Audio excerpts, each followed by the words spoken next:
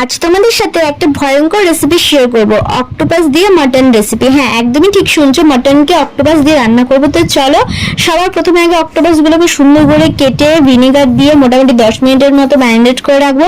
তারপর অনেকবার ওয়াশ করবো, মোটামুটি 10 বার ওয়াশ করবো। তারপর এরকম সাদা সাদা ভাবে ধোয়া হয়ে গেলে পরে একটা কড়াইয়ে তেল গরম করে নিই, তারপর তেজপাতা, টমেটো দেবো, সঙ্গে দেবো পেঁয়াজ, আর এটাকে খুব ভালো করে নেড়ে চেড়ে নেবো।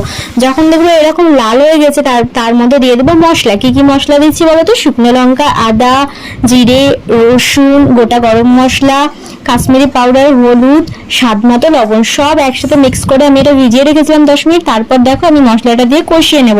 যখন হালকা এরকম ফুটতে লাগবে তখন এর মধ্যে গোটা গোটা রসুন দিয়ে দেবো, ঠিক এইভাবে খোসা ছাড়িয়ে রেখে। তারপর সবার ফার্স্টে দিয়ে দেবো মাটনগুলো সুন্দর করে দিয়ে দেওয়ার পরে এটাকে ভালো করে একটু কষিয়ে নেব। কষানো হয়ে গেলে কিন্তু অক্টোপাস কুচিগুলো এর মধ্যে দিয়ে দেবো। তারপর কিন্তু এটাকে দারুণ করে কষাবার একদম লো